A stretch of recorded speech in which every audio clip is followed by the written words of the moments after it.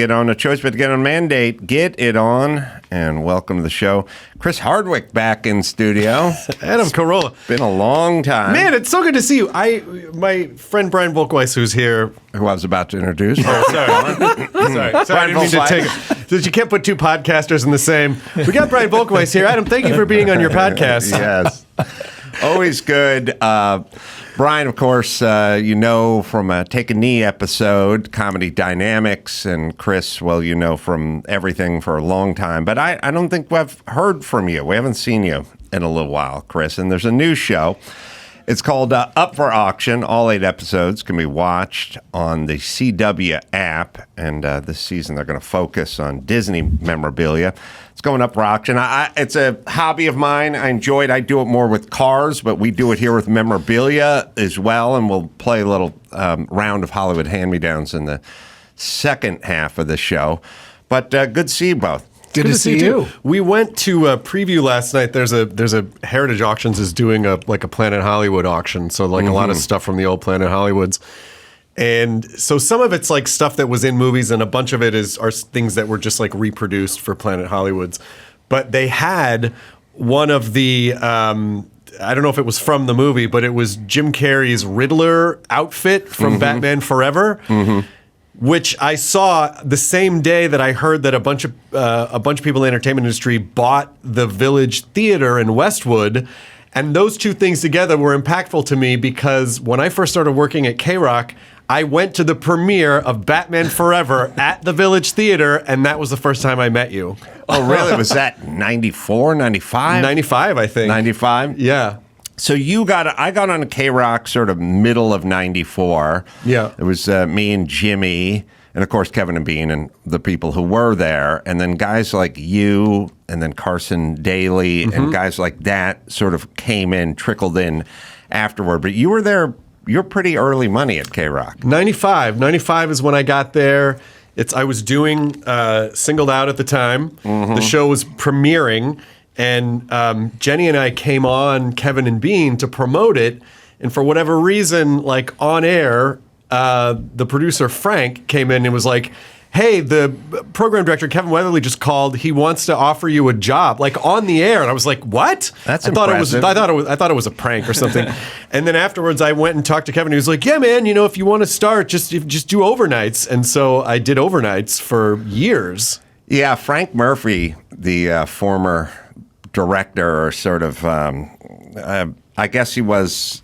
I'm saying director. I mean producer, whatever. For Kevin and Bean was a funny character. Did you know Frank?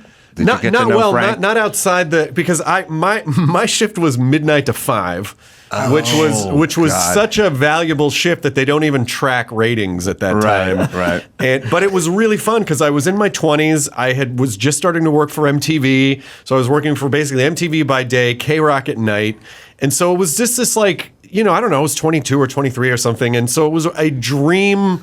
I didn't care. I mean, I think I was making like $75 a shift or something at the time. But just to, especially at that time in music where KROQ was really like directing music, like a lot. Yeah. There was like the grunge. We were in peak grunge in 95 to 98, 99. Yeah, it's interesting. I mean, most of the time when you're somewhere, you don't really notice what's happening when it's happening. People go, oh, did you know all of this? Or did you feel it? Or did you experience it? And the answer is sort of like, I was just going to work. We didn't really know. But with KROQ, you kind of knew. You kind of knew that the nation and parts of the world were sort of listening. They were programming based on what KROQ was playing, and that there was something going on, something special, something a little pixie dust mixed in. Like it almost seemed a little too good to be true. And those were the real salad days of KROQ. It was really magical, and for me, it was just really fun. I remember one day walking by Kevin's office, and he was playing something. He was like, "Hey, listen to this. What do you think of this?"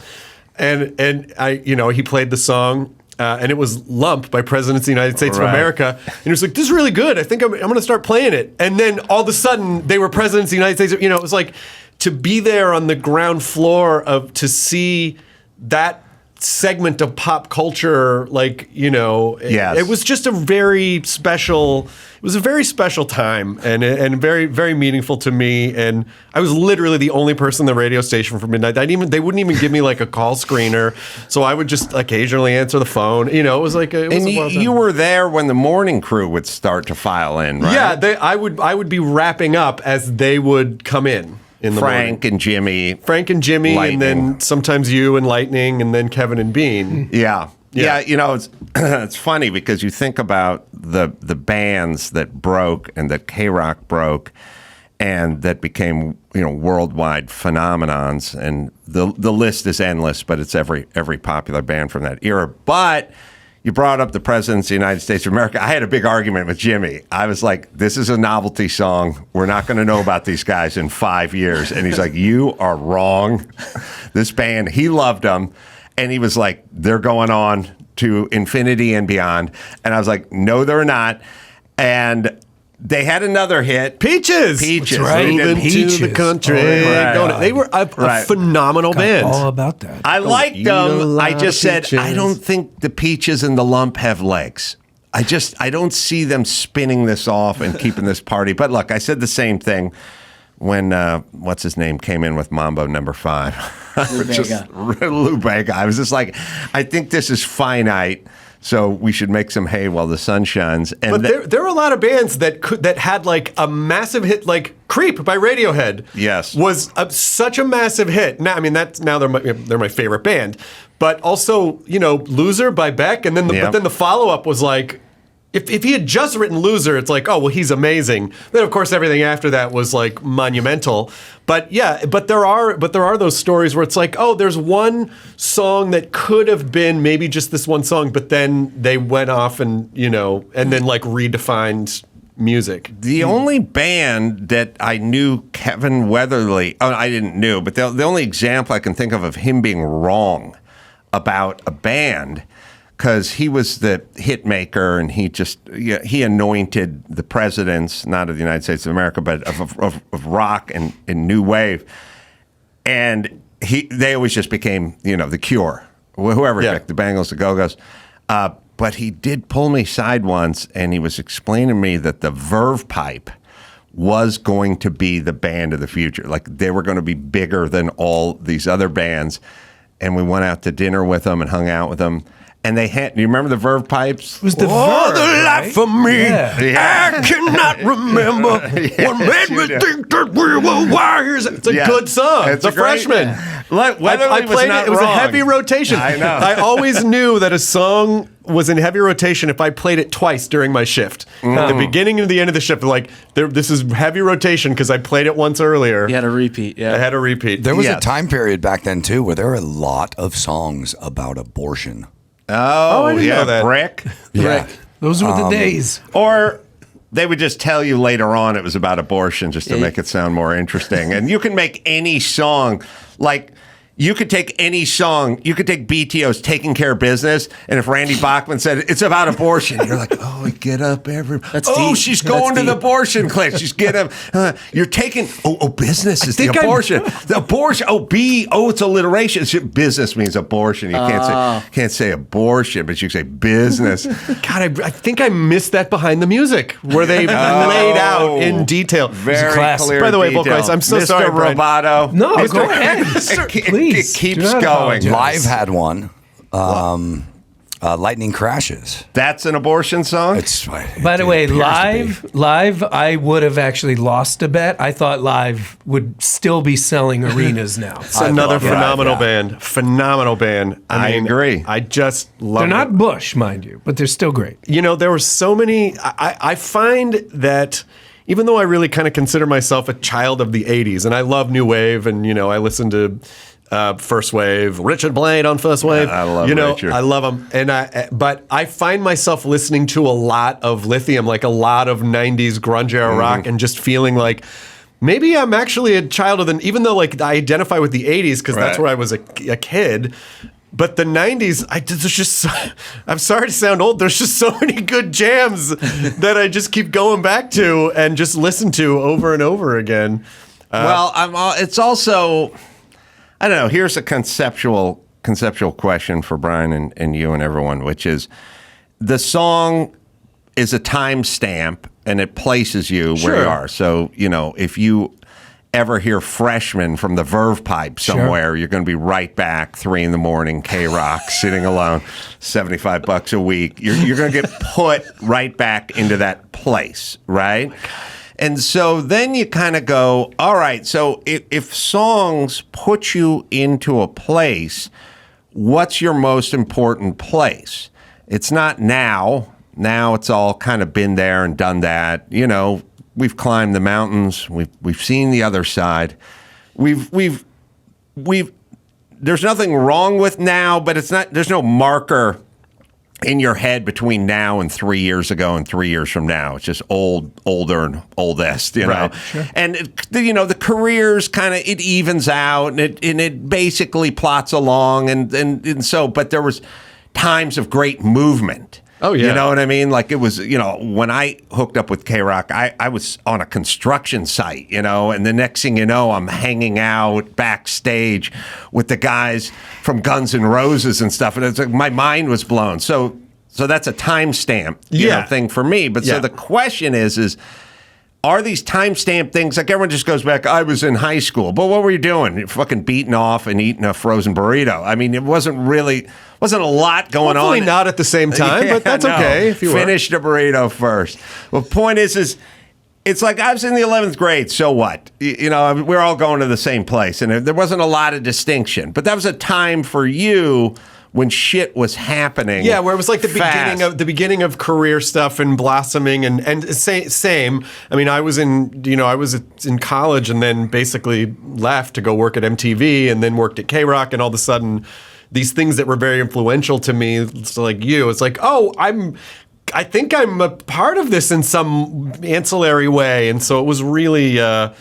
It was, and I apologize in advance. I don't mean the contrived segue that's about to happen, but it does have a lot to do with, like, the auction show that we've been doing is a lot about, not just about people like acquiring things, but particularly with the Disney stuff, it's all rooted in these timestamp moments for people who are like, oh my God, I paid, $800 for a Blue Bayou menu because when I was a kid, it's like At least something amazing happened, and they have all these memories that are anchored to that. So I think we do kind of tile our adult lives with these things that aren't necessarily things, but they're like kind of they're the bubble wrap of a story or some sort of an experience. It's all experiential. But Yeah, go ahead. There's that very famous Yoko Ono quote: "Life is what you're doing. Life is what you're doing when you're making other plans."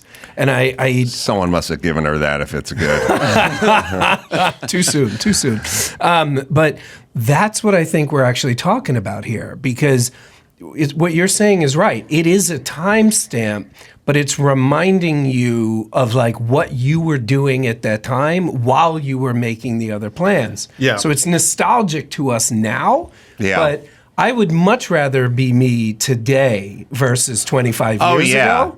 But I look back on it 25 years ago and I'm like, duh, those were the days. Yeah, I think for me, the music, the KROQ music that burns in the most for me is when I started doing my character, Mr. Burcham, I would call in from my rented house in La Cañada with Cortland and Ralph, and they'd say, call in at 7:15, and I would call in, but you'd be on hold and you'd be listening to the song that you were listening to on hold. Yeah. And then you knew that in 2 minutes you were going live. It's like your heart is thumping. What I mean? You can hear your own heart beating in your head. And you're sitting in a part of your house that has decent acoustics because you're like on the landline, And the songs that were playing when I was on hold, those were the ones that were burning in because I had so much adrenaline. That's right. And it was also so many question marks. Like, are they going to like it? Is it going to be funny? They're going to. Also, especially when you're doing radio, how do you know if it's working? It's not like there's no audience. You just kind of go by,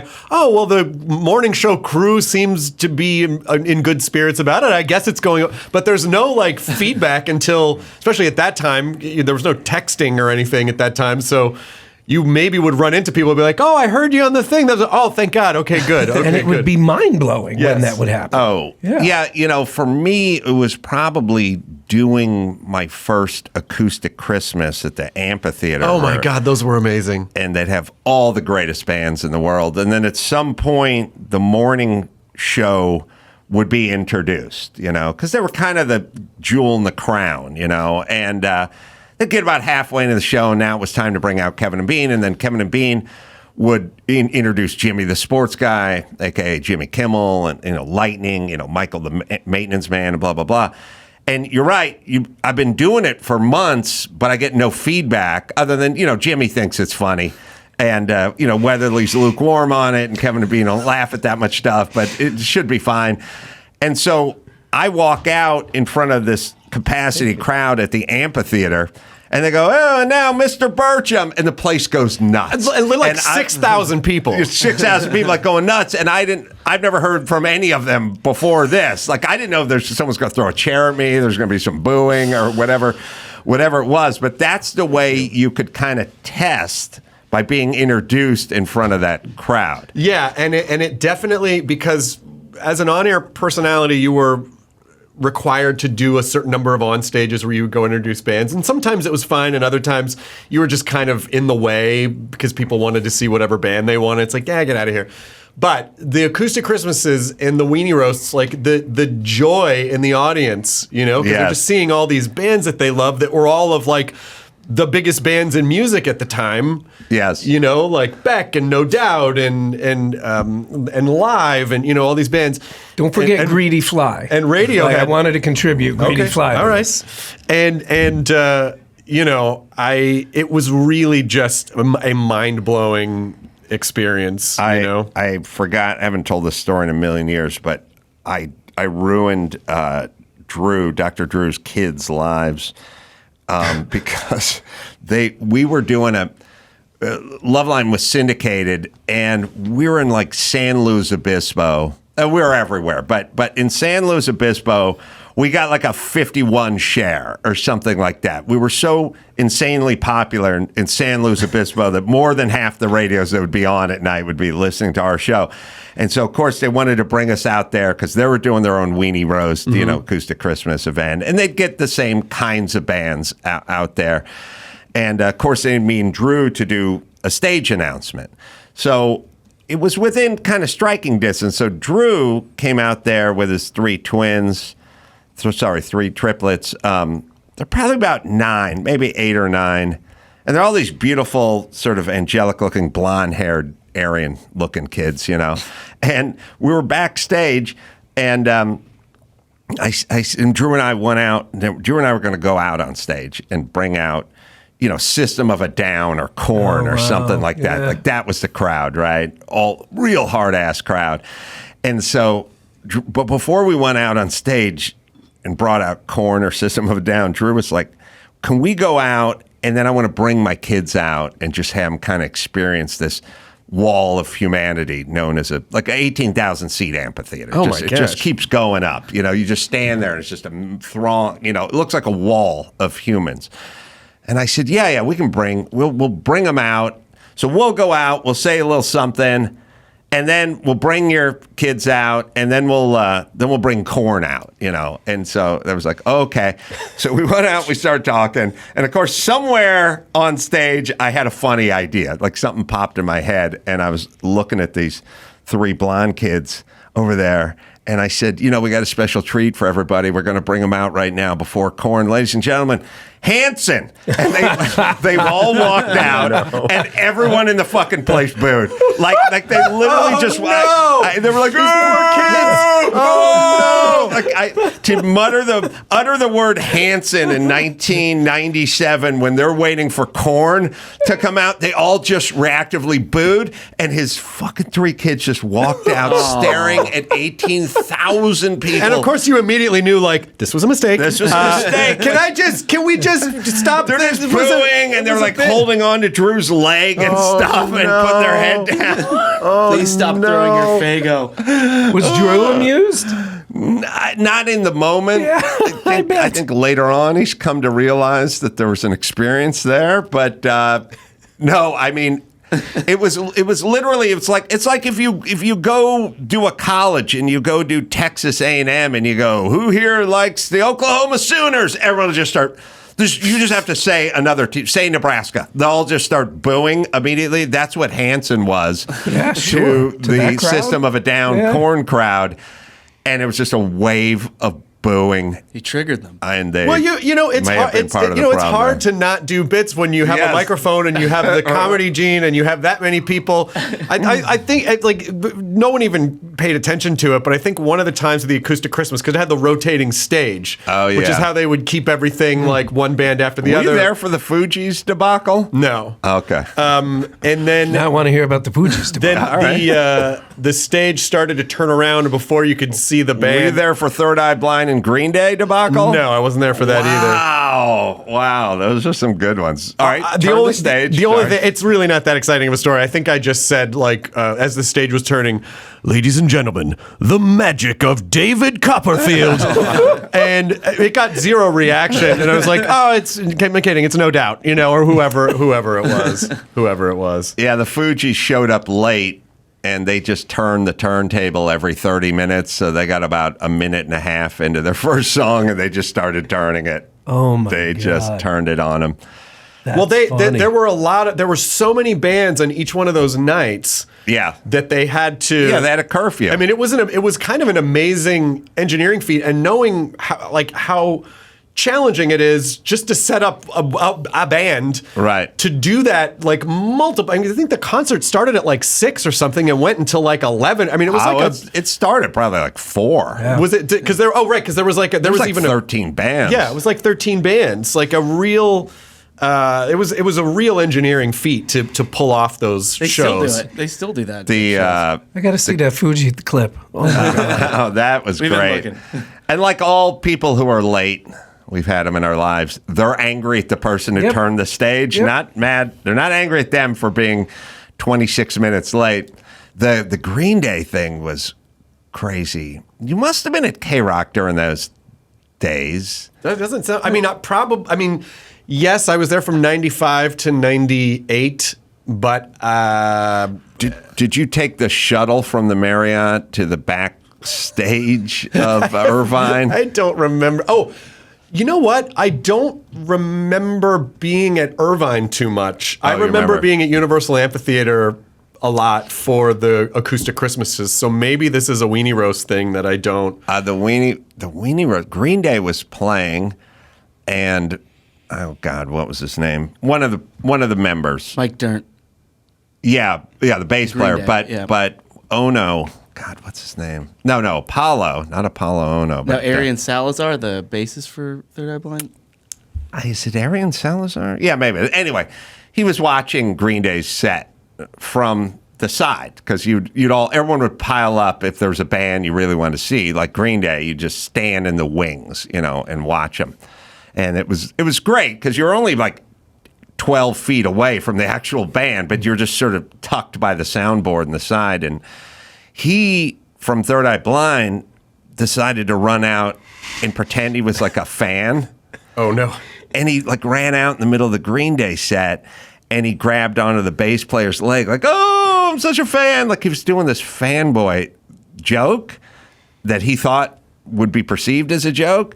And but the Green Day bouncer, huge Samoan guy, didn't know it was a joke or think it was a joke, just thought somebody got onto stage. Oh no. And so the bouncer grabbed the guy from Third Eye Blind and just ripped him off this leg and like threw him on the ground.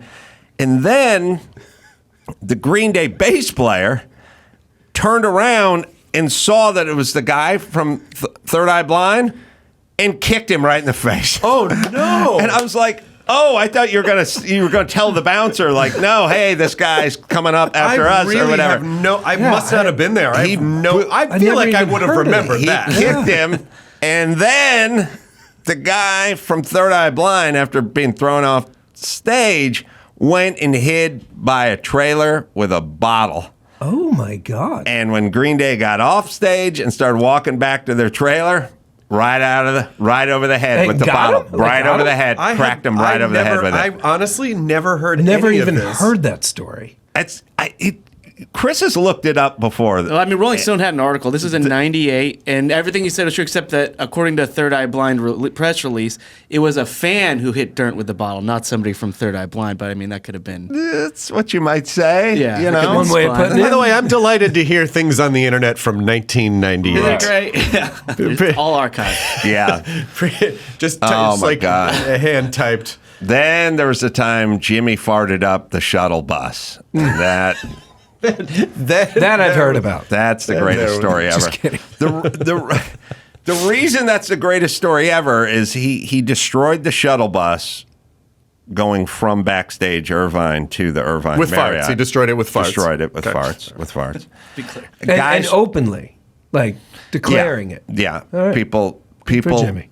all record executives and A&R guys, and everyone was trying to shove their head out of the window. But it was one of those buses where the window would slide down 4 inches at the top. So people were bending their heads sideways and shoving it out the window, trying to get gulps of air. And then, anyway, he destroyed them. I was on the bus. It was the greatest day of my life. But the real comedy of it is, and then they all piled out of the bus like there was a bomb on the bus. Like when we got to the Marriott, they opened the doors, everyone just piled out. And then they all went to check in to the hotel, and they all had their backs, and they're like 5 people deep and 5 people wide. They're all checking in a hotel. And Jimmy crop dusted him one more time going onto the elevator, which was great to hear him screaming once they got inside the hotel. 1 year later at the Weenie Roast, Jimmy wasn't there. I was on the same shuttle bus, and I'm sitting behind a guy, and he's on his phone. He's like, last year, some dude destroyed. Traumatized. Like 1 year later, still talking about it. Still traumatized. I wonder if they all. I wonder if they all know that was television star Jimmy Kimmel. They can't. It's impossible. Every time he comes on, that guy. No, they didn't. I mean, he was Jimmy the sports guy, but they weren't able to. I don't know how much math they've done, but that was the greatest bus ride of my life. Anyone who hears that now is going to be like, "Oh my God, I never connected those two things before." Mike Dirnt got a skull fracture from getting my hit God. over the head with this bottle. The bottles will do that to us. Yeah. And, he wasn't naming names, like at the hospital, and according to Green Day's publicity, they refused to comment. Even today, they refuse to comment. Well, about it. listen. We don't know that it was a member of Third Eye Blind, but I will tell you this.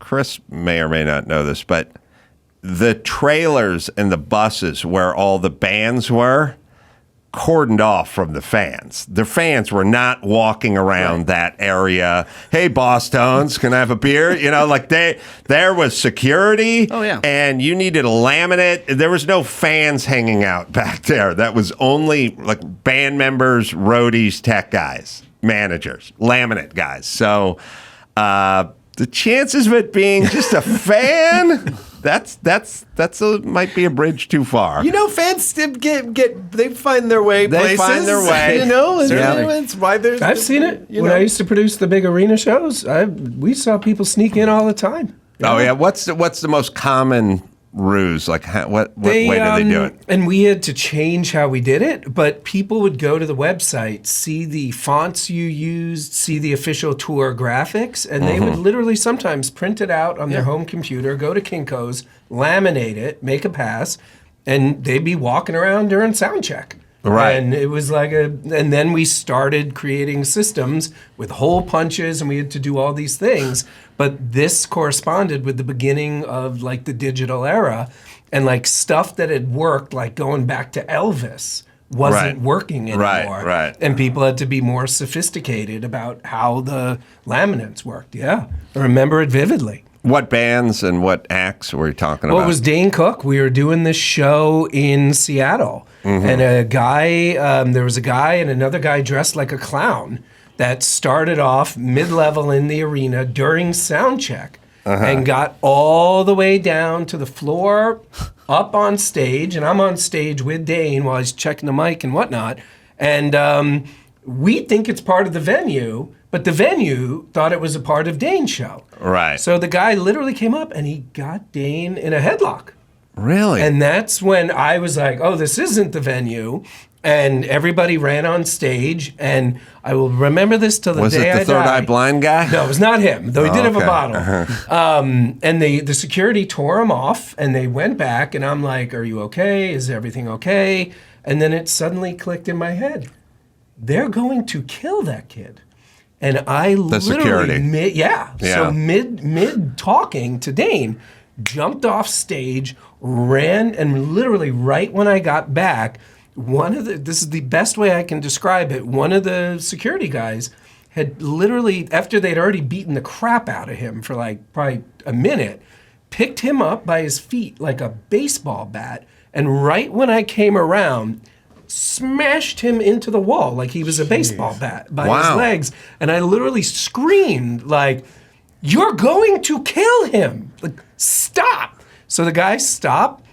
But he had been holding his camera, the guy who was getting beaten up, and the security guard literally just grabbed the camera, threw it against the wall, debris went everywhere, and then they just walked out. Yeah. Wow. That guy would have been in he may have gone to a hospital for all I know, but he would have had major damage had I been there 10 seconds later, maybe even 5. I hope you gave the security guy a raise. Yeah, he 'cause got a big old tip. He got a big old tip. Yeah. Wow. All right. So we have in back to auctions for a second. Yes. Back to Auctions. I think we partake in very different kinds of auctions, but they are auctions.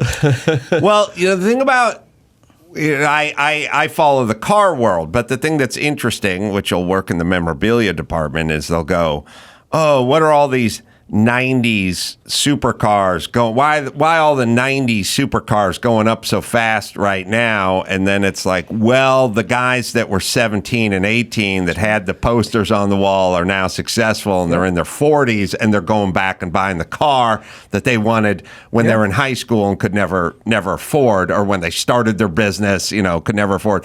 They're all successful guys now, and that's why this market. So it's probably that way with all forms of memorabilia, right? I mean, I have a 4,000 plus piece toy collection. If somehow I had tracked the date I bought everything, I mean, you would see it correspond. I couldn't afford or my parents couldn't afford the G.I. Joe whale. That was the hovercraft. Ah, the hovercraft. Yes, you know Yes. it. With the little bike and the depth charges. My parents couldn't afford that. I'm 28, 29. I can afford it. Now I got a whale. And that's how it works. Is this G.I. Joe centric stuff, or are we spanning the globe here? You're getting applause. I got it. I mean, it's literally, I can say that this is 99.9% accurate. It's everything but wrestling. Any Action Jackson in there? Tremendous. Wait, the original? Because Yeah. they did do a line. They did do a line for the movie too. A lot of people don't know. Oh, when the movie with Carl Weathers. Yeah, the Carl Weathers movie. There is a line of action figures that Galoob did. Do you know the theme song to Action Jackson? The show or the movie? The commercial for the I figurine. do not. I'd be very impressed if you can do it. Well, I'm gonna. All right, here we go. Now you got to find it, Dawson, go. but I'll do it anyway. Action Jackson is his name. Bold adventure is his game. Think of what you want to be, then suddenly Action Jackson, who is sort of G.I. Joe, J.J. Arms. Any J.J. Arms? Well, before we continue, can I just throw out the 2 words "perfect pitch"? Is that okay? I'm actually shocked you know James J.J. to me. Arms. Yes. No, I never had anything, and we never got anything, but I did watch every commercial and learn every theme song. It is funny to me just kind of hearing about this, that you're like, when we're young, I guess it just boils down to this idea of how hard it is for us to ever just live in the present. When we're young, we're Yes. thinking about the future and all the things we Right. want to do. Then when we get older, we're all thinking about all the things that, like that, oh, when I was young, I got to do this, or I didn't get this, so now I'm going to get this to make up for that thing. And like, does it to some degree? Yes, it is very comforting, and it makes our lives, better in ways that we get to kind of tie up these loose ends from when we were kids, and you get to have the whale, and I get like Disney stuff or like comedy movie props from movies that I liked. But ultimately, it's kind of funny. That's like, oh, but if we just learn to live in the moment, if we just learn to be, like silent and in the moment for a minute. But is this the strongest like the nostalgia market has gotten, or is it just does it feel that way now? It definitely is, but I think the reason for it is exactly what Adam said about the cars, because pop culture, people don't really understand this. Pop culture changed massively by YouTube. So it used to be before YouTube, you'd see a movie in 1972, unless it was on network TV, you kind of never saw it again. I mean, certainly before VCRs and everything. Now it's growing. Everybody's growing at the same time. I played with Bumblebee. I played with Optimus Prime. My kids are still playing with Bumblebee. My kids are still playing with Optimus Prime. So instead of having these like kind of unique encapsulated generations, for lack of a better word, they're getting smushed. So that I love Transformers in a certain way, what we call G1, but my two boys, one is 8, one is 5, they love it as much as I do. They're just playing with a Camaro, whereas I played with a Volkswagen Bug. But also, but it's sort of like what you said, that there was a much more scarcity of things when we were growing up. You really had to, when we were kids, you really had to like hunt and gather those things. And I've talked to other collectors now where they're like, a little bit of the joy is gone. If I go, oh, there was this Mr. Potato Head from that I had when I was a kid, and you go on eBay, oh, there's like 100 of them, and I could have it delivered in 2 days. It was just like that idea. I wonder what will happen. Like, I wonder what this generation now, like Gen Z, will think of as collecting, especially as so many things are digital and not, tactile. Like, what will collecting be in 20 years or 30 years? What will they be talking about? And for us, my wife collects horror movie props, so like stuff that was used in horror movies for special effects. But now there's like a lot of CG. So what is that? Is it like there's certainly still practical effects, but not like there used to be. Right. So does that just mean people don't think of them as much, or they don't care, or I have no predictions about where it's going, but I do know that now, because of the internet and online auctions, you're literally bidding against anyone. You're bidding against like every other nerd on the planet who wants this one Haunted Mansion thing that you also want. Whereas in the 90s and before, it was a very small group of people. The auctions, you had to know someone who knew someone. They'd find stuff in dumpsters because they just didn't really think like, well, no, it's an old ride car. Who gives a shit about this? And so it really, so stuff that people paid like, $500, $1,000, $2,000 for now, like six figures, because it just, the demand, because of the reach and the accessibility and the awareness. Yeah. And, so will people in 30 years crave, will it be nostalgic to even have tactile experiences in that way? Possibly. That's interesting. But I don't have any predictions about like, well, what is the next generation of collectors? Like, what does that look like for them? But for us, I can tell you that the magic of the show that we made wasn't really just about like, there is like following the auction process, but it's really just like seeing all the stories that what something was meaningful to someone. Like, oh, someone had when Disneyland Hotel used to have actual keys, and that was very meaningful to that person because at that time in their life they went there with their parents, and that was a symbol. So there are these special markers, just like songs, these special markers in time, and kind of learning about that was really neat because I think we all have that. But with cars, what's the sort of thing that kind of like when you see a car, if it's a car that you even never thought you would have wanted, what is it about it that makes you go, I would like to possess that in my collection and have it? Well, hold on. We have the Action Jackson theme song. Yeah. I don't want to. I was just stalling until we got to that. Then I will. Don't ever. You don't ever have to answer. We can Jackson theme listen. song. We can just like from now to the end. We could just do the action. We'll do it in rounds. Just repeat it. There we go. Action Jackson is my name. Bold adventure is my game. Think of what you'd want to be, then call on me. Call on me. Frogman. Action Jackson. Action Jackson. The Aussie Marine. Action Jackson. It's a catchy tune. Super catchy. Yeah. Action Jackson. Action Jackson. Karate expert. Oh, yeah. Action Jackson. Ski Patrol. Action Jackson is my name. Brian has all of these, right? I got the snow guy and I got the ranger, who I did not know was Australian. Action Jackson. All sold separately. I mean, I haven't seen this. That's a tune, man. That's so He went funny. high at the Yeah, end. it's so funny. It's like, oh, how can anyone get addicted to video games? I mean, when you just look at that, the hand slightly pronates. right. It's like, what a. It just sort of does this, you know? But also the length of that commercial just makes me think about attention spans and how, like, that commercial was probably like a minute long, and It was like 1 minute. TV theme songs were like 1, 2, 3 minutes long. Yeah. We were talking about this at dinner last night, where it's like, this is a story of a guy who went to space and then he found a person on a planet. Like every intro was like would give you the whole story. It was the pilot. Yeah, for the show. Here's all the information you need to know up to this Gilligan's point. Island, and and especially something Beverly Hillbillies. It was all just there. Like we'll lay it all out. The Toys That Made Us theme song is a parody. We're making fun of the G.I. Joe theme song. Everybody Right. always loves the G.I. Joe theme song because they don't listen to the words. If you listen to the words, it's like massively detailed exposition. They're like, Cobra is financed by Destro, who then is working with the Baroness, with bearer bonds, and you're like, that's in your theme song?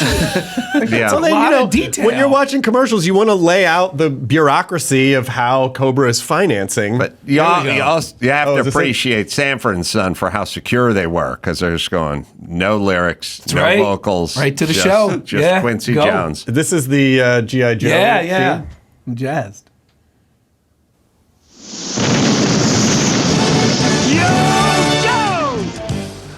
We'll fight for freedom wherever there's trouble. G.I. Joe is there. G.I. Joe, American hero. G.I. Joe is there.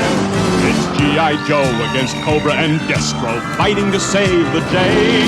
He never gives up. He's always there, fighting for freedom over land and air. G.I. Joe, American hero. G.I. Joe is there. G.I. Joe is the code name for America's daring, highly trained special mission force. In case you didn't know. To defend human freedom against Still going on, the theme. terrorist All right, we need to take a break because we do have the Hollywood Hand-Me-Downs game to play. Oh, yeah. And you guys are uniquely qualified to play it. Maybe If too that qualified. theme song were made today, it would just be G.I. Joe. I don't even know if they'd finish the whole. That'd be it. Yeah. All right, quick break. Right back. Right after this. On the Jordan Harbinger Show, you'll hear amazing stories from people that have lived them, from spies to CEOs, even an undercover agent who infiltrated the Gambino crime family. You're about to hear a preview of the Jordan Harbinger Show with Jack Garcia, who did just that. My career was 24 out of 26 years was solely dedicated working undercover. Now I walk in, I'm in the bar. Now there's a barmaid there, good-looking young lady. She's serving me a drink. Hey, what would you like? Usually my drink was give me a Kettle One martini, 3 olives, glass of water on the side. I finish the drink. The guys come in. I'm gonna go in my pocket, take out the big wad of money. Bam! I give her $100. If you're with the mob, I say, hey Jordan, you're on record with us. That means we protect you. Nobody could shake you down. We could shake you down, but you're on record with us. For more on how Jack became so trusted in the highest levels of the Gambino organization, check out episode 392 of The Jordan Harbinger Show. As we venture into our 15th year of podcasting, here's another memorable moment from the Adam Carolla Show's Ace Awards archives. Cassius, Hey, Adam, what's up? 16, Alberta, Canada, man. What's going on, Cassius? I wanted to know if you had any advice for up-and-coming podcasters. I'm one of them. I'm looking at making a move from Alberta to LA in a couple years to pursue this podcasting thing. So do you have any advice for that? I will play the part of you and the part of your dad in this scenario. Hey, Dad, I want to go to L.A. to pursue a career in gay porn. Knock yourself out. Hey, Dad, I want to go to L.A. and pursue a career in podcasting. No fucking way! Over my dead body. Hold on. Marge, get in here! Your crazy son has a crazy idea. Hey, Cassius. Thank you for the inspiring message, Ace Man.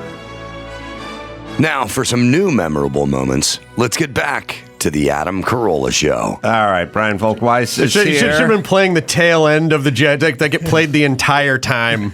Still going on, the theme song. Chris Hardwick as well, the TV show up for auction, so I thought we'd do our Hollywood hand-me-downs. Where'd you get this stuff, Chris? And do we have an intro? We do. All right. It's time to find out, how much did they pay in another round of Hollywood hand-me-downs? All right, what do we got? These are all the hammer prices from Julian's auctions, which happened late last year, I imagine, December. First up is a door. A white cottage-style front door. Previously attached to 10050 Cielo Drive, formerly rented by Sharon Tate and Roman Polanski. Note, the front of the door appears to have been repainted.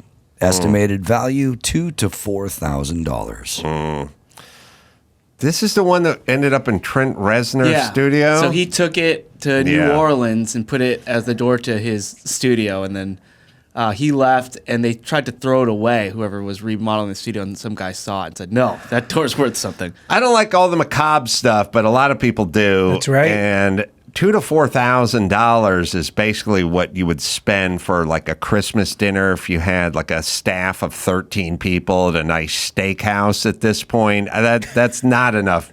That's not enough dough. I think it goes higher. It's weird because if somebody dies in a house, they pay less for the house. Right. But if you take the door, it becomes more valuable. Yeah.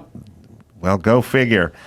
The 2 to 4 just feels weird for this one. All right, you guys got. I got my math. You got to write it down. Oh, you do. Gotta write it down. influenced. Oh, like we have one to write it number, down? one number, or can it be a range? No, one number. All right. It's match play. We'll see whoever gets closest per round. Yeah. All right, you guys. I don't. Oh, man. I'm ready. Can I tell you how I did my math? Yes. I tripled the higher number. So that's 12,000. Right. What you said is completely true. People love this stuff. So I added more to because of that. And then just to be safe, if I could have done a range, I would have done 18 to 22. But I don't want to be low. So I'm going with 22,000. All right. I went with 25. Chris? Oh, I just said 8. I didn't. I wasn't. Well, you can be right. Adam is the closest. Ooh. The door sold for $127,000. Oh, There you go. Well, the thing with auctions is you never know because it really just takes two people. Yes. So as much sometimes as you can be surprised by how much something does not sell for, it can also be surprising if it's like it just takes two people who really want that thing who will just keep going. And I've seen stuff where I've in my mind. Do you do car auctions, Adam? I've been at a few. I bought a few. So and I've participated in a few. You'd have a number in your head where you're like, okay, well, I won't go above this, and then they blow past that within the first like 10 seconds, and then you have that like, am I flexible on this at all, or is it? But I'll tell you something funny. So we had, I'm not going to say who it was because he might not want this out there, but we had dinner last night with a mutual friend. So you say that door was $127. I get it. Like that number in a weird way makes sense to me. The guy we had dinner with last night paid $75,000 for the cupboard from the Indian and the cupboard. Oh, really? And to Chris's point, I guarantee you there were two people out of 8 billion that had the money and cared about that movie the same way. Yeah. So literally, as long as I've known that guy, and again, he could care less about $75,000, but I'm literally like, that's crazy. I hope he paid for dinner. Because if you got an extra 75 large laying around for a fucking cupboard, you got to pick up the check. He's not hurting for cash. All right, listen, but here's something we should all know about the fakakta estimates. I'm not listening to these fucking estimates. This is bullshit. When you do a car auction, the estimate, like if you want to talk about a Ferrari Daytona, Ferrari Daytona is 500 to 550. The estimate's going to be 500 to like 6, and it'll always land somewhere in there. It'll never go 500% past it. Oh. Very rare occasion, because you know what everything's worth. There's comps. But don't they have more data too, because they're Yeah, there's comps. There's no comps for Charles Manson's door. You know what I mean? But this is still bullshit, because when he said 2,000 to 4,000 and I went, nah, it's got to go above that, then we shouldn't be the experts in the room. So I'm gonna label a lot of these ones low, and different auctions and different things that they auction off are different. Like if, they do Paul Newman's watch is $18 million, they'll just go estimate $500,000, but they don't mean it. They just mean that's where we're starting. In the car world, they'll give you a bracket, and it'll be interesting. It'll be in that bracket. Yeah. Well, I guess that's an interesting way to do it, which is odd because that just means, well, whoever bids last within that range is just gonna happen to get the thing. No, it'll go past. It can go past. And it can go under, but it's not going to go much. It's the estimate. Got it. This is the estimate. Yeah, our world is the complete opposite of that. But obviously with cars, there's comps. There's comps. Yeah. And with prop auctions, there are kind of comps, because you do see some of the same things come up. Yeah. Like, my wife and I have been watching auctions for a really long time. So you'll see some of the same types of things come up, and then you start to get a sense like, oh, well, this is, this probably be in this general area, or, sometimes they'll have a reserve. They want to get a certain amount of money for something. Yeah. But a lot of times things just go for like, oh my God, there was something from I think one of the Van Eaton auctions. It was from the castle at Disneyland. It was like a mosaic tile piece that was in like on the wall by the pond. I think it went for like 300,000. It was some incredible number that it went for. That's like, well, two people really wanted that thing, but I'm sure they wanted to integrate it into their own house, and it was something that they could, make a part of their home. All right, next item. This is the only original production-used robot Model B9 stunt figure from Lost in Space. This figure is one of the most iconic in the history of sci-fi on television or small screen. Only one of two that were made because they're full size. And this piece would not be used with a human inside. Estimated value, $300,000 to $500,000. Whoa. Yeah, this is kind of the first TV robot, one of the first TV robots. And this one moved around without a person in it. Interesting. Very iconic. But on the other hand, a lot of the people, and we're talking about the sort of the demo, a lot of people that were into this are dead. You know what I mean? Like if you were... This isn't that coveted by people under 70. I disagree. If you are a sci-fi fan, this is an iconic piece of television history. It is. It really is a piece of television history. And if if you have a lot of money, this type of thing is a show-stopping piece in your house if someone comes over. I'm just saying that 23-year-old floozy you brought back to bang is going to have no idea who the fuck this robot is, and she's going to set her jacket on it. Signed in the back? Is that what that is? It looks like it's signed by maybe the cast or the constructors or something. All right, $300,000 to $500,000. That is a lot of do-re-mi. You guys want to lock in something? I'm ready. I just said 480. Ooh. Oh, I didn't lock my shit in. Hold on. Chris, you know how game shows work. God damn it. Of all people. I know. I'm sorry. All people. Well, I'm a host, not a contestant normally. Okay. I'm going on the low end. I'm going 325. Ooh, I went 1-3. 1-3. Yeah. Wow. Yeah.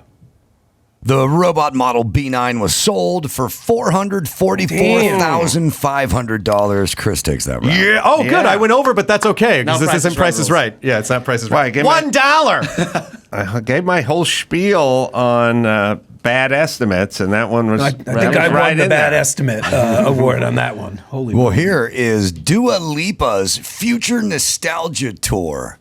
It's a worn catsuit and gloves, pulling of her costumes for the tour. 3-time Grammy Award winner Dua Lipa, used during the 2022 tour. This piece of clothing took over 1,160 hours to complete. and embroidered with 120,000 crystals. Estimated value $3,000 to $5,000. Future nostalgia. Yeah. So this is good if Dua Lipa becomes even bigger star and has longevity, or dies tragically in a helicopter crash. Either way, this thing's going up. What's the estimate again? $3,000 to $5,000. Oh, that's just not enough. I mean, I feel A costume on her tour? just in materials and man hours. You know, It is very meticulously crafted too. So it is Yes. like it's. Okay, you guys got a number? I do. 13K. Ooh. What do you I got? feel like a moron if I'm wrong again. 80. I said 25.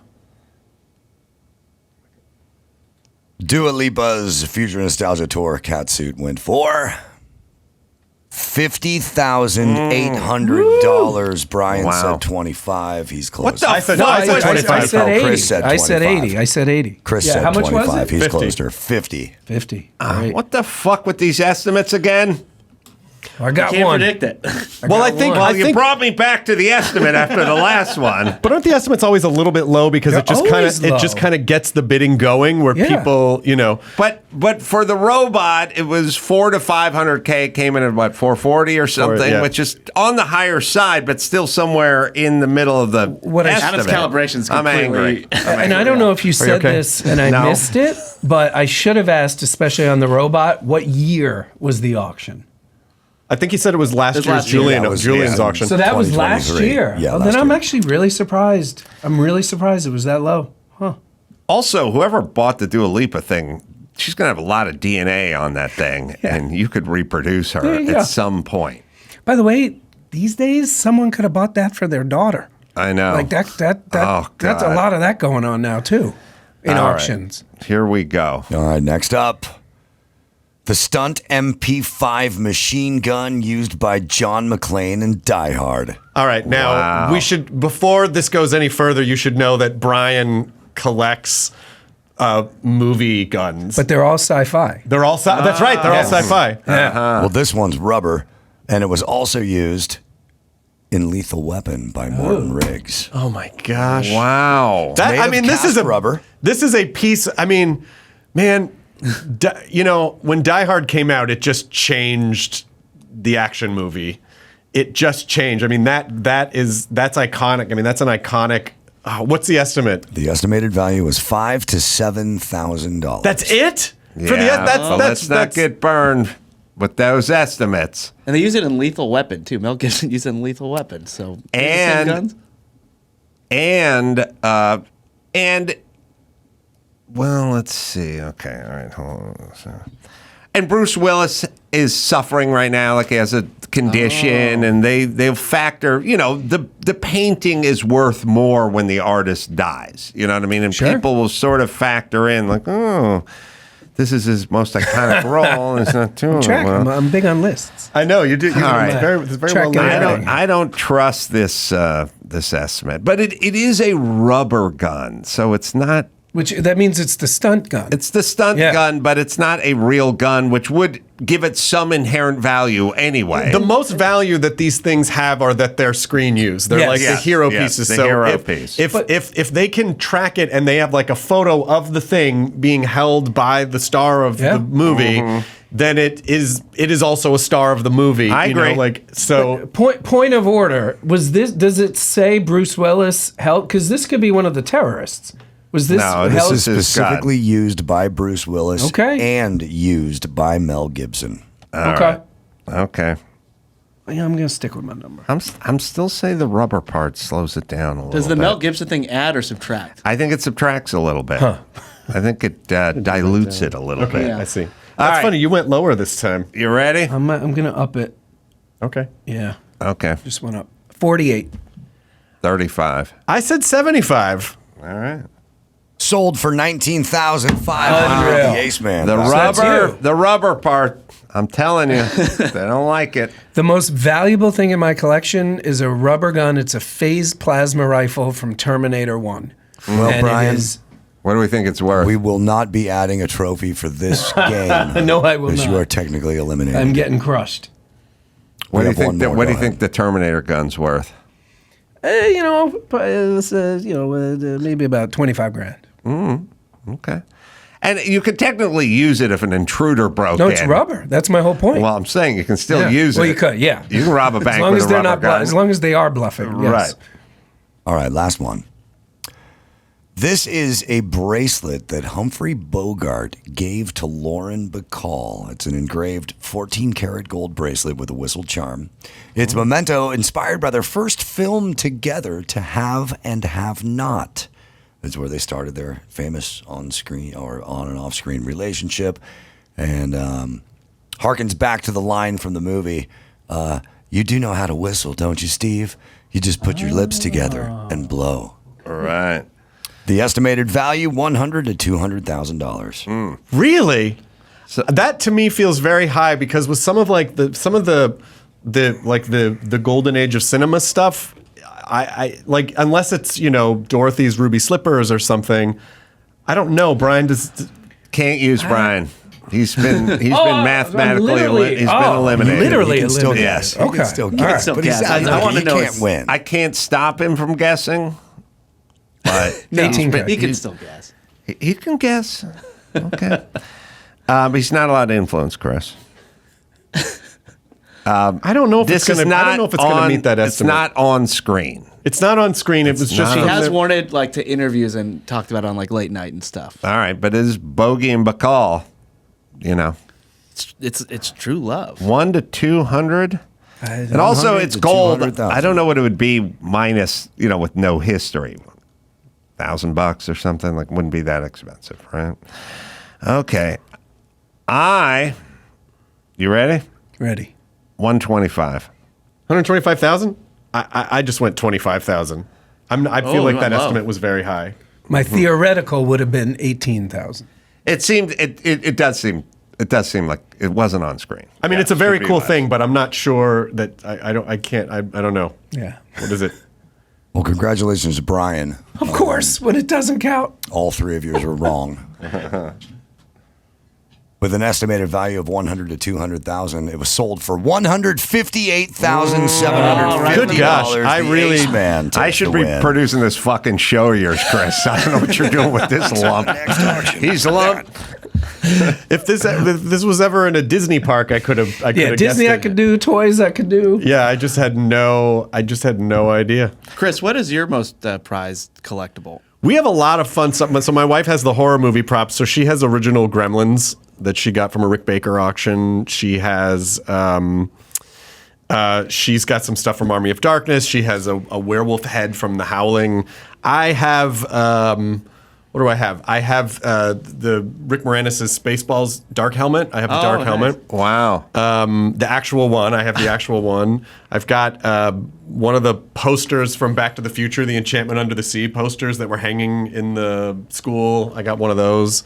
I have, what else do I have? I have a couple things from Nightmare Before Christmas and some stop motion animation stuff. I have animation cells from every Disney movie and a lot of the Warner Brothers, a lot of the Bugs Bunnies. I have stretching portraits from Haunted Mansion. Oh yeah. Oh those. Those are the best. Yeah. Do you keep these on display or do you keep Well, them in we storage did. and, We have a lot of stuff on display. We have a 2-year-old, so it's sort of like we were talking about this a little bit last night. Of I don't want to be the dad who's like, hey, you can't touch it. So I'll probably put some things in storage because I just don't want to. I don't want to send confusing messaging like, oh, these toys are okay, but these toys, they're not to ever. Don't even look at them. Right. So they a lot of stuff has been in our house, but she's never really paid much attention to it. So some things hang up on the wall. So but there are other things that have little pieces of them, or it's oh, maybe I'll just put this away for a little while and then bring it back out. We got some news. Chris, you got some news, right? I do, yeah. All right, I think what we'll do is we'll take another break, and then we'll come back and we'll jump in on some news right after this.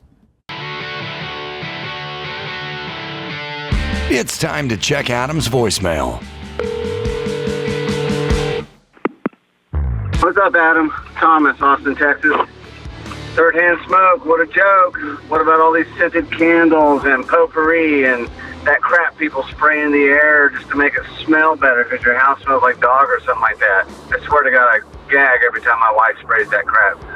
Why aren't they attacking that stuff if they're attacking third-hand smoke? It's all a bunch of bullshit to me. Get it on.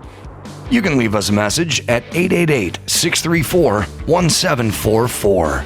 It is true. I got candles that have like the triple wick on them, and they'll, let them burn for a while, and then you blow them out, and they just sit and smoke in your living room for the next 40 minutes.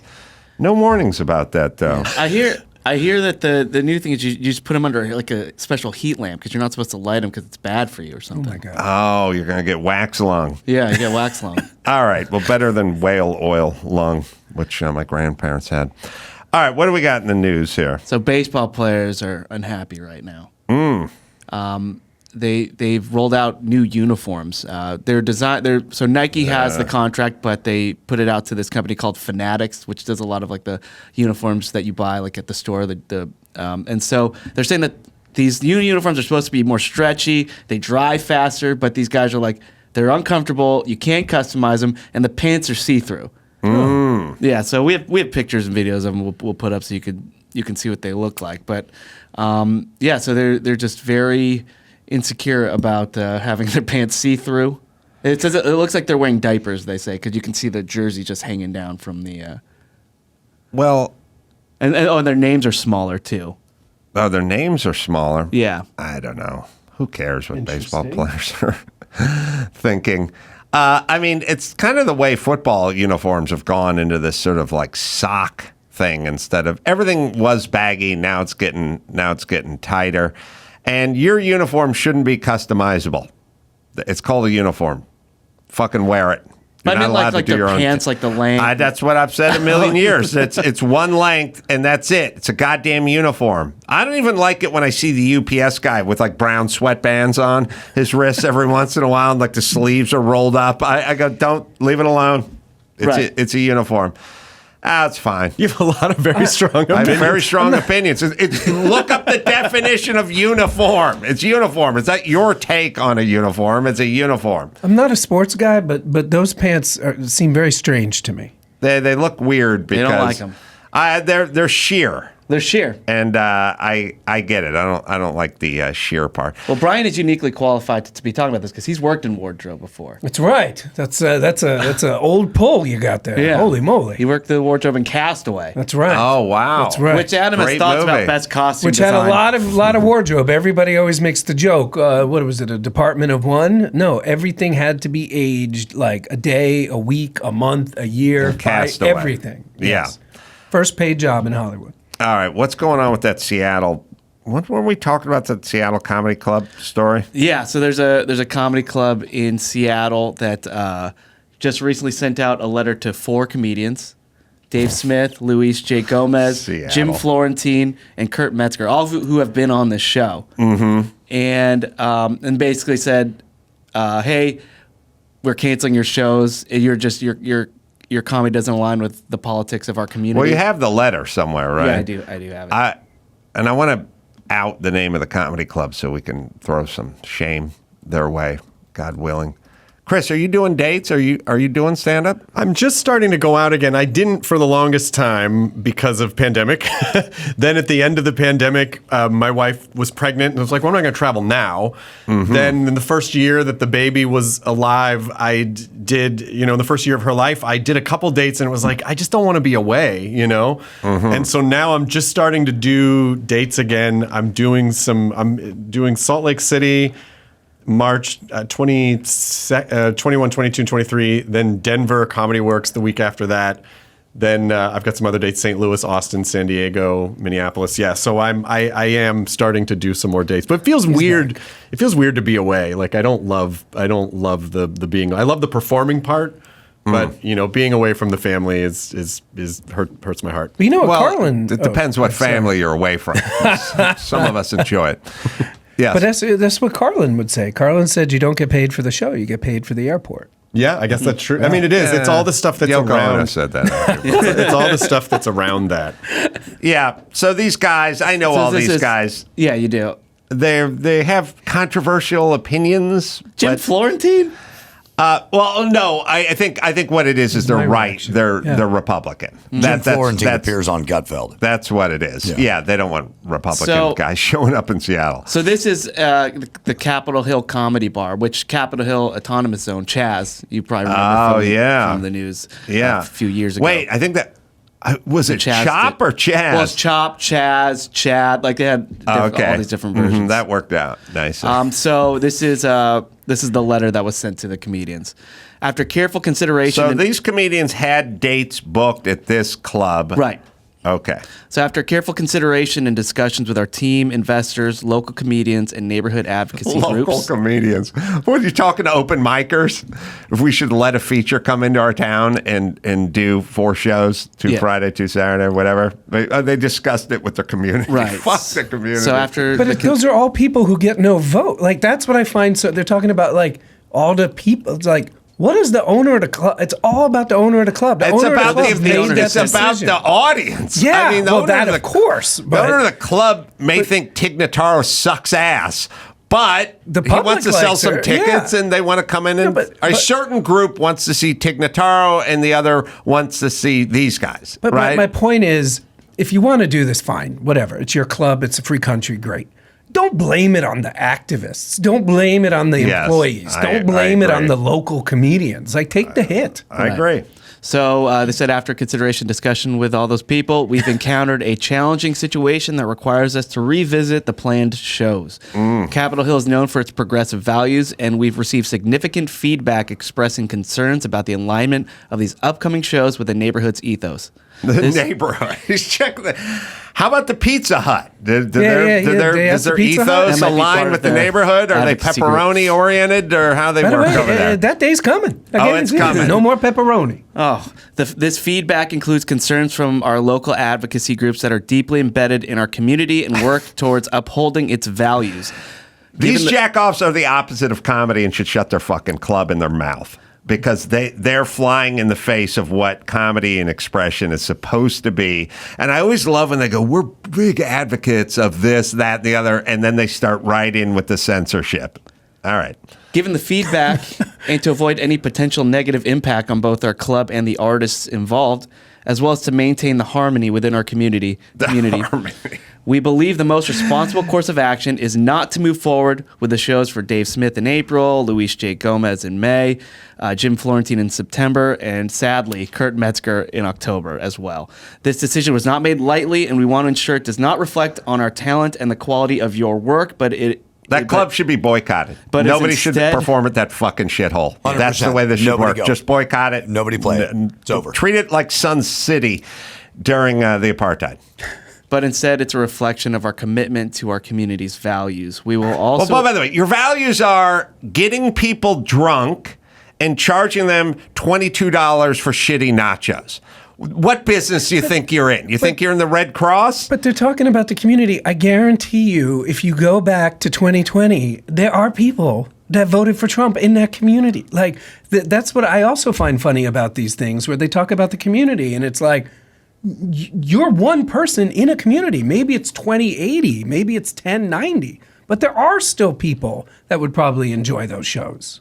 Your community. The other people, here's the big problem with all this. Campuses, clubs, everything.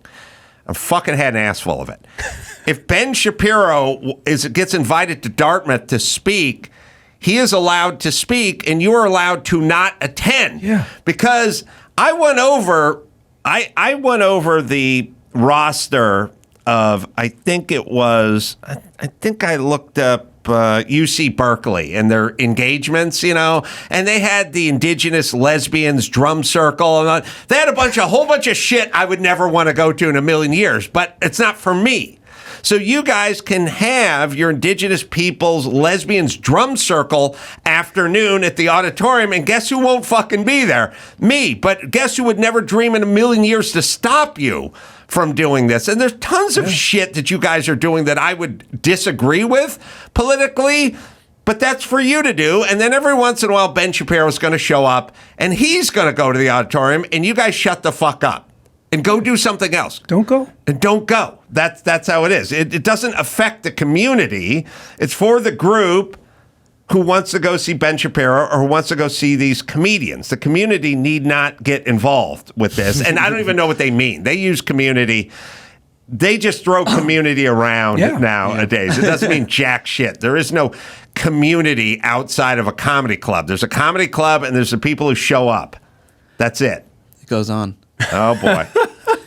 We truly value the art of comedy. Oh, no, you do not. And, no, you do not. And the diverse perspectives it brings to our lives. Diverse. They like the diversity, or you just have to agree with them and their community? This may have been written by AI.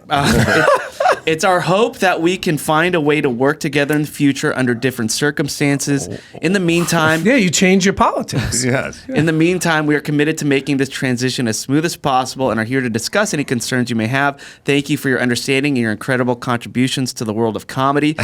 Boy. We wish you all the best in your upcoming projects and hope to have the opportunity to collaborate in the future. Yeah, I hope they get fragged majorly by everybody. I hope this makes the rounds. They get the fucking message and they get fucking Bud lit up. That's what you got to do to them, what you did to Bud Light. And fucking, and by the way, once companies get hit and entities get hit, they immediately change their tune as soon as the finances change just a little bit. So comedians shouldn't play at this club and they should get fucking fragged. Fuck them.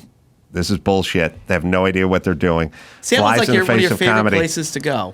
Yeah, well, Seattle turned into a shit show, but it was... look, Seattle's like California, one of the nicest places ever, but it got fucked up by shitty politics. And that's what happened to Seattle, what happened to Portland. These are all the best places in the world, but they can be ruined, just like L.A. and California. And, Venice Beach is cool and Santa Monica's cool, but it's getting fucked up through bad policy. And this is part of the bad policy. This isn't official governmental policy. It's the policy of the stooges who go along with the bad policy. That's how we got fucked with COVID, because we had a bunch of coward stooges here going along with shit policy and building it up. And that's what this is. They're a comedy club. What fucking business are you in? You're not a church. You're not a synagogue. You're a comedy club. This flies in the face of all things comedy and certainly stand-up. And these guys have a range. Jim Florentine does voices, has an opinion. He's a Republican. I think that's the problem. There's nothing super controversial about Jim Florentine at all, other than he shows up on Gutfeld. Right. So fuck these guys. All right. So I will be getting my tickets refunded. Yes. Ugh. I hope there's a big fucking uprising against these assholes. It looks like there is. Good. At least as well. Also, everybody, before you fire somebody for not using someone's pronouns, or not getting vaccinated, or not towing a company line, pause for a second and realize there may be repercussions. Yeah. You're not just allowed to take Gina Carano and throw her off the Disney Channel because she said beep, bop, boop.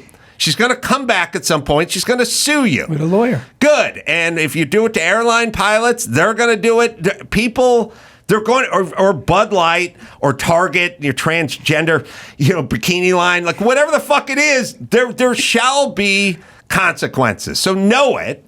I'm surprised these dickheads don't understand that by now.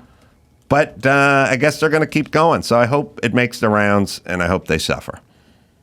So we were talking about Finland and how it's always on the list for the happiest country in the world. Right. So Business Insider decided to compile some reasons why they think that's the reason, or why they think they're ranked so high. Things that Finland do differently than America. All right. So one thing that they say is they let their babies sleep outside while they go inside and eat, or while they go shopping. They just leave their babies outside to sleep in the stroller. They wrap them up real warm. Yeah. And it's okay. It's good because you're being exposed to germs. Mm-hmm. And so we've seen videos of this, and we think it's shocking, but it's totally normal over there to see a baby sleeping in a stroller outside. Yeah. Well, everything we do is wrong in terms of protection of kids. All the Purell, turns out now they all have fucking asthma now. Like every protective measure we try on kids ends up having these downstream consequences that end up fucking them up down the road. So whatever thing they do, like if you go, oh, in Finland, they jump in a freezing cold lake and then they get out and they go into a sauna, and then we go, I'm not going to let my kid jump in a freezing lake. He's going to catch cold. It's like, now he's going to get a good immune system from it, but you're going to wrap your kid in bubble wrap and Purell, and then they're going to be allergic to everything. So, yes, anything that they do that's old school, I agree with. What do you think about this? The government provides all expectant mothers and adoptive parents with a thing called a baby box or a maternity box, which has like vitamins, snowsuit, onesies, bedding, toiletries, and just like, yeah, you get that when you're pregnant. Yeah, all right. Get you prepared. I'd get down with that. They go to college for free. As long as all of them aren't going to college. Free education through the PhD level. So wow. Yeah. But how do they get plumbers and shit over there in Finland? I mean, you're going to need some blue collar dudes as well. Well, they have a test. I mean, it's the same thing Korea does, where it's like you, at 18, you take a test. And, that's the part of this stuff no one talks about, where it's like, to your point, half the people are like, you're not going to college. Congratulations. Good. But you'll get a trade and you'll make good money. Yeah. Yeah. All right. They also drink more coffee than anyone else in the world. Oh, roughly really? 5 to 8 cups of coffee a day. Wow. Huh. All right. Didn't know that. Yeah. No. Also, you're going to like this, Adam. It's normal to use a public sauna completely naked. Well, I've been a little freaked out because every time I go into a spa and I go into the sauna, like at a hotel or something, there's a bunch of 23-year-old guys wearing board shorts in there. And I'm like, I thought we went nude in these places. No, They're like, not anymore. We don't. We're wearing slacks. Like guys wearing swim trunks to get into the jacuzzi at the spa. And I'm like, I thought this was a naked dude thing. I thought you wore a towel and then you hung your towel up and then you got into the jacuzzi, or you wore your towel into the sauna. But young dudes are modest. Yeah. Maybe I've never done that, so I don't know. maybe You've never they're- done a sauna? Or I've done sauna. I've never done naked sauna. Yeah, I've never done So naked I'm not, sauna either. I don't know about that. Meaning I can't comment. I think most European nations would think we were weird for wearing shorts But they into go to a their sauna. beaches naked, so they're just really comfortable. Yeah, they're comfortable, but this country was that way. It's something changed. Dudes used to walk around naked in locker rooms, naked in saunas, naked whirlpools. Like it was naked. Maybe guys' dicks are getting smaller. Maybe it's I think I think that came out last year. we have lower testosterone levels. Yeah. We're less sperm I'm count. going to need that report to show to people. More plastics in the environment. Maybe guys' hogs are shrinking and they don't have good sauna cocks. It's very Adam and Eve of us. Like we ate the forbidden fruit, now we realize we're naked. Now and we're ashamed of it. naked. Yeah. I don't mind it. I just feel weird now that I'm naked in a jacuzzi with 3 dudes wearing shorts. That is now. weird. And you're probably thinking, am I making them uncomfortable? Yes, I feel. I don't know. I'm old school. You don't bring swim trunks to the spa. You bring a towel, and you don't wag your dick in people's faces. Like when you go into the sauna, you have the towel around you, and like when you go into the jacuzzi, you slip into it. You slide the towel off and slide into the jacuzzi. You don't spread your ass cheeks or do anything like that. But the shorts feels weird. And lastly, what do you think of this one? But see, they're happy and they're They're nude. happy. And That's also, they believe incarceration should be about rehabilitation. So they have a thing called open prisons where they live in dorms. They have their own cars. They have access to education programs. Well, let me explain this concept. And they're correct. Because my mom would have said is this Finland? Yes.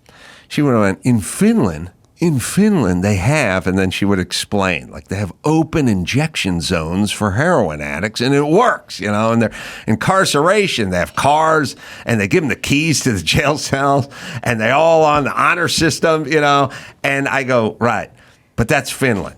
See, we have animals here. We have real criminals here. You guys have Finnish criminals, and I came up with a thing, and you guys can tell me if you think this agrees. It's I call it my pumpkin shitter theorem, which is all these ideas of these European societies that are very open. It works because they're not dealing with Americans who are fucking animals, right?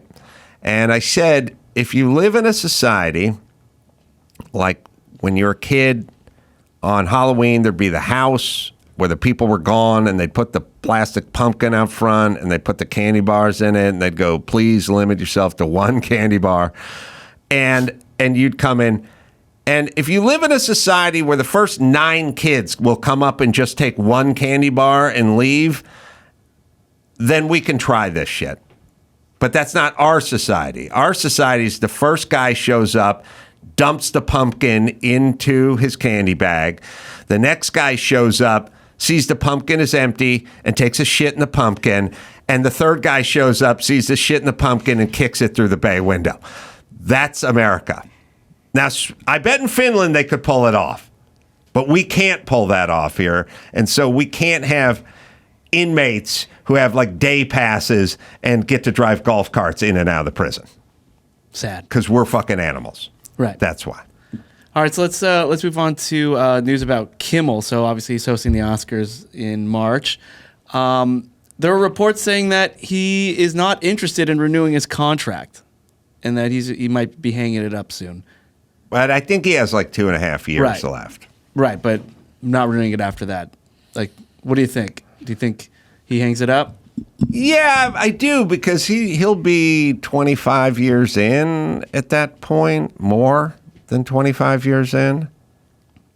Well, let's see, 2.5 years now. What did he start? 02? That's about... Right about 25 years. So 25 years is a good run.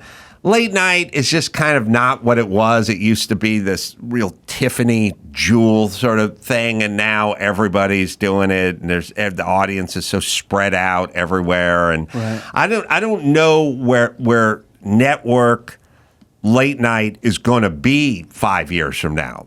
Like, it may not. It's not. Obviously, it's not the Johnny Carson days when 1/3 of America watched Johnny Carson every night. The audience gets thinner, as it does with everything. They get spread out. There's 2 million YouTube channels and stuff. So I think the timing is about right. 25 years, good run, solid number. Got in at a good time, and doesn't have to hang out and watch it kind of late night sort of go off into the sunset. Right. So I think it's good. And then also at Midnight's back. Yeah. Have you been watching? Yeah, I think it's, I think the reboot is great. I really do. I don't have anything to do with the show. I just know that it's so good for comedy, that show. When we were on Now, it feels like it was forever ago. I mean, it was like over a decade ago that we started our version. And when they announced that they were doing the show, I was genuinely happy because there are so few places. I mean, I guess people can put stuff on YouTube, people can put things on social media, but just in terms of like comedians having like a real platform to tell jokes without burning through their material, to kind of give you a sense of who they are. I really thought it was fantastic that they were doing it. It was so much fun to be a part of. I loved when I was a young comedian and I got to do a panel show because I would see a spike in my ticket sales, so I know what it means for comedians. And I was actually when people were like, oh my God, are you doing the show? And I said, no, I mean, we did 600 episodes, and I got to be a part of this amazing experience where I didn't create the show, but I got to help develop it into what became At Midnight. Yeah. And, we basically just got to make silly jokes about the internet with people that I either knew or really looked up to. And we got a couple Emmys, and it was really awesome. I honestly don't know what else I would have done with, the show needed to be refreshed. Mm-hmm. And I'm really glad they did. And I think Taylor Tomlinson is phenomenal, and I think she is doing a fantastic job, truly. Agreed. I'm like... I haven't seen it yet. It's great. It's just. Did you ever see the old version of the show?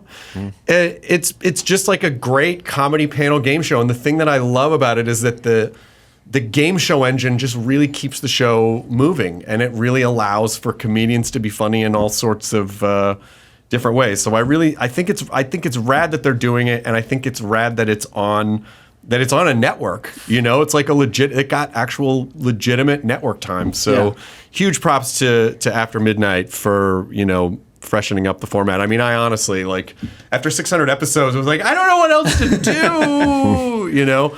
So and also, like, having been a dad for the last couple of years, I feel like I'm so out of the loop on everything. I'm out of the loop on, like, current social media trends. Like, I've had such a great time being a dad that I just feel like, oh, I think I might be old, So, yeah, so it's great. All right, let's do one more, Chris. Okay, so there's this guy in Texas who's facing charges after he allegedly used information over her during his wife's work calls to make $1.76 million in the stock market. Oh, is this Paul Pelosi? No, can't confirm it's not. Oh, he made a lot more than that. Yeah, you're right. That's jump change for Paul. But yeah, so he took advantage of his remote working conditions and was listening to his wife's phone calls, and so his wife, and he didn't tell his wife. Mm-hmm. And then so when it was all found out, he confesses to his wife. He says he wanted her to make enough money so that she didn't need to continue working all these long hours. What I read was he didn't want to work the hours. It was about him working less. Well, according to this report, he said that he didn't want his wife to work the long hours, but his wife was stunned by this, so she goes to her superiors at BP. Oh, British Petroleum? Yeah, and she reports her husband. She's immediately fired because of all the trading, and then she later files for divorce. Wow. There's got to be something else this guy was doing wrong. Well, he was a moron. He bought it. BP was buying a company. Mm-hmm. He heard about it. He invested in the company. Mm-hmm. The day it was announced they were buying it, he sold. If he had waited like probably 3 days and only made like 1.3 million, he probably would have been fine. Yeah, he's into it. Yeah. Or that's the other thing. He could have been slowly buying shares, probably a 6 to 12 month negotiation. But and I don't know. I know I sound like a master criminal right now. Yeah. Like, I don't know anything about this, but like, I know the SEC has, like, they look for patterns. Right. So if you're a dude who's never bought a stock of that type before, and all of a sudden the day before you're buying and the day of you sell, some people might notice that. Yeah.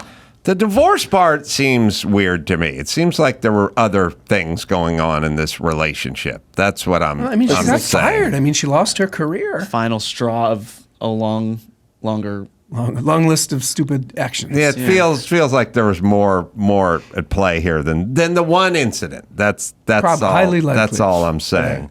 Because I don't know. I always feel that way. Maybe I felt that way about Martha Stewart or something, but I don't know a person that if somebody called you and went like, hey, man, you know that stock you have in Mercedes? Well, I know that there's going to have a quarterly report that's going to come out, or their electric car's got a bad battery and they're going to catch on fire. I don't know anyone who got that information and go, thanks, and then sell Mercedes stock. Like, it's illegal, but who amongst us would not given the information in advance? By the way, it's what Congress does anyway. We always check about their stock portfolio. Oh, it's a 97% return this year. Absolutely uncanny how they What are the odds? What are the odds, right? But something else was going on in this relationship. I don't know. And then also, where he was like in the next room listening. It must be. I don't think people still use landlines.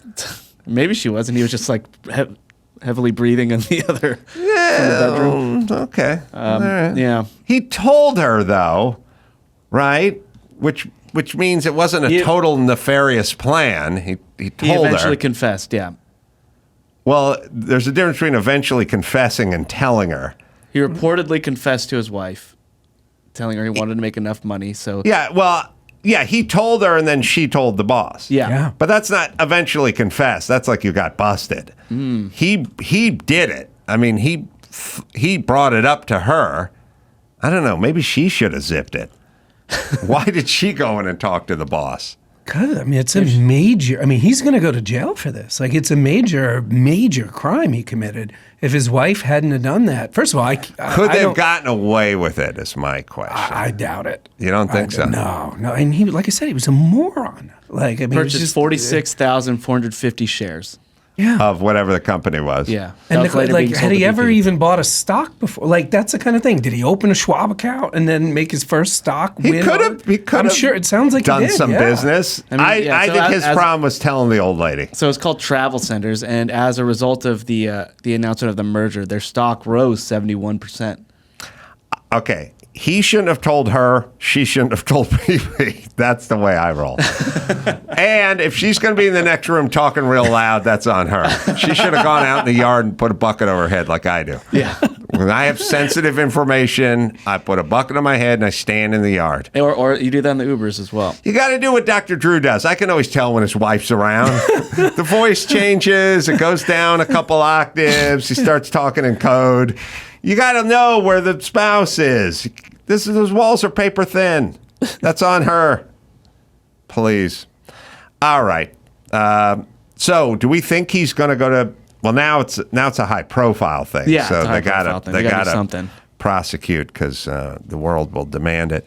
Community. Let's see. The community. The IRS discussed it with the community. And they're going to have to lock this guy up. So the guy, he did not deny the allegations. He reportedly agreed to a partial judgment pending the court's approval. If approved, he would need to repay his profits with interest on top of a fine that would be determined by the court. All right, so no jail time. I don't know. I wonder if she can love again. That's the big question. That is always the question. All right, let me give some plugs out. I'm going to be at Jimmy Kimmel's Comedy Club coming up March 7th for 2 shows over there. And then Palm Beach, Florida. And you just go to AdamCarolla.com for all my live dates. Up for Auction is the name of the show. And all 8 episodes can be watched on the CW app. So I recommend that highly. Chris, don't take so long in between breaks here. Yeah, I'm now like kind of emerging from dadhood, but it is my heart's always at home, so it is sort of hard to go out and like, because it's like, I love being at home, So. All right, well, you'll get to go home in about 30 seconds. Brian Volk-Weiss, always good to see you again. Great to see you. My friend. Thank you for having us. And until next time, it's Adam for Chris and Brian and Chris again saying mahalo.